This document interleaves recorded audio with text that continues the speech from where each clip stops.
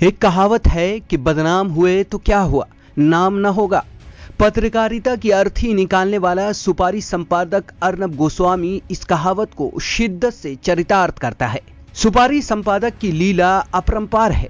पत्रकार के भेष में देश और समाज की रास लीला करने वाला अर्नब गोस्वामी सिर्फ सुपारी संपादक ही नहीं बल्कि देश की सुरक्षा से खेलने वाला राष्ट्र विरोधी और देशद्रोही भी है। ऐसा हम नहीं बल्कि खुद सुपारी संपादक का व्हाट्सएप चैट कहता है, जिसे सुप्रीम कोर्ट के वरिष्ठ वकील प्रशांत भूषण ने लीक किया है। इस चैट के लीक होने के बाद से ही अर्नब गोस्वामी पिछले 2 दिनों से पूछता है भारत और अर्नब डिबेट से गायब बताया जा रहा है। हालत यह हो गई है कि अर्नब देश को अपनी शक्ल भी नहीं दिखा सकता है। ये तो सभी जानते हैं कि भाजपा की दलाली करने वाले इस सुपारी संपादक को देश और समाज या राष्ट्र के हित से कोई लेना देना नहीं है। लेकिन ये किसे पता था कि अर्नब गोस्वामी फर्जी राष्ट्रवाद के नाम पर देश की सुरक्षा में भी सेंधमारी कर रहा है और देश के जवानों की लाश पर जश्न मनाने वाला गद्दार और देशद्रोही भी है। इतना ही नहीं, अर्नब गोस्वामी को सेना के सीक्रेट ऑपरेशन बालाकोट की जानकारी भी 3 दिन पहले से ही थी। महाराष्ट्र पुलिस ने अर्नब गोस्वामी के पाप की ऐसी कुंडली निकाली है जिसे खुद अर्नब गोस्वामी ने तैयार किया था। व्हाट्सएप से खुलासा हुआ है कि अर्नब पुलवामा हमले में शहीद हुए जवानों की मौत पर अपनी टीआरपी की इमारत तैयार कर रहा था। जिस वक्त देश पुलवामा के मातम में डूबा हुआ था, तब अर्नब गोस्वामी उस पर जश्न मना रहा था। इतना ही नहीं, अर्नब को इन सब हमलों की जानकारी भी पहले से थी। 23 फरवरी 2019 को अर्नब गोस्वामी पार्थोदास गुप्ता को पाकिस्तान के बालाकोट के बारे में जानकारी देता है।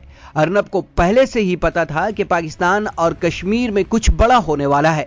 तभी वो पार्थोदास को ये बता रहा था कि जिस वक्त पाकिस्तान में कुछ बड़ा होगा उसी वक्त कश्मीर में भी बड़ा होने वाला है। यहां सवाल सिर्फ अर्नब पर ही नहीं है बल्कि सरकार पर भी है, क्योंकि एक पत्रकार को सेना के सीक्रेट ऑपरेशन के बारे में हफ्तों पहले पता चलना सरकार पर देश की सुरक्षा के साथ खेलने के आरोप तय करते हैं। अर्नब के चैट से यह साफ जाहिर होता है कि प्रधानमंत्री कार्यालय तक न सिर्फ अर्नब की पहुंच थी बल्कि उसे प्रधानमंत्री कार्यालय का संरक्षण भी हासिल था। भाजपा छोड़ ऑपोजिशन समेत सभी को राष्ट्रवाद का सर्टिफिकेट बांटने वाला टुकड़े टुकड़े गैंग कहने वाला अर्नब गोस्वामी देश की सुरक्षा को तवाइफ का कोठा समझता और पीएमओ को अपनी कठपुतली समझता है। अर्नब गोस्वामी और बार के पूर्व सीईओ पार्थोदास गुप्ता के बीच हुई चैट से यही जाहिर होता है। अर्नब गोस्वामी इस बार गया तो लंबा जाएगा। यह भी कहा जा रहा है कि इस बार अर्नब पर सेना के सीक्रेट ऑपरेशन को लीक करने के मामले में देशद्रोह और राष्ट्रद्रोह का भी मुकदमा चल सकता है। मुंबई पुलिस ने अर्नब के इसी व्हाट्सएप चैट के आधार पर अदालत में चार्जशीट दाखिल किया है। जनाब, अर्नब के पापों की कुंडली देख आप भी सिहर उठेंगे।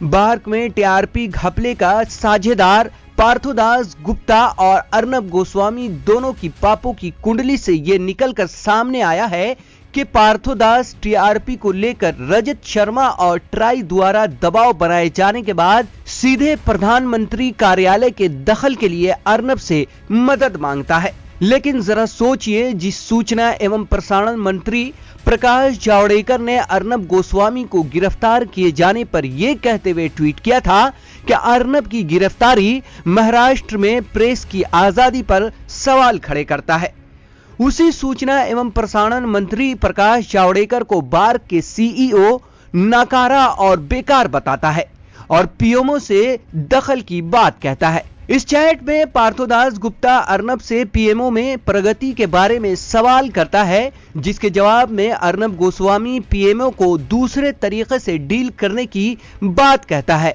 आप खुद ही सोच लीजिए कि अर्नब पीएमओ को तेली की टोपी समझकर अपने पैर में रखता था और सीधे डील यानी सौदे की बात करता था।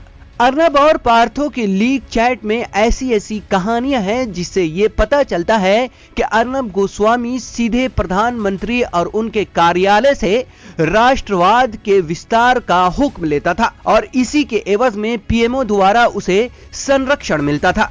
ये खेल सिर्फ रुपए पैसों का ही नहीं बल्कि यह राष्ट्रीय सुरक्षा के नाम पर खेला गया एक घिनौना खेल है।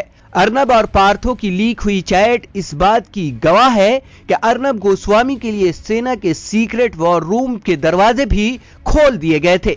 राष्ट्रवाद की दुकान चलाने वाले एक आदतन अपराधी ने पत्रकार के खोल में देश को गंदे इरादे का प्रयोगशाला बना दिया है। अभी के लिए इतना ही। अगर आपने अब तक द वीपीएन टीवी को सब्सक्राइब नहीं किया है तो अभी करें, इसे लाइक और शेयर जरूर करें। तब तक के लिए दीजिए इजाजत। नमस्कार।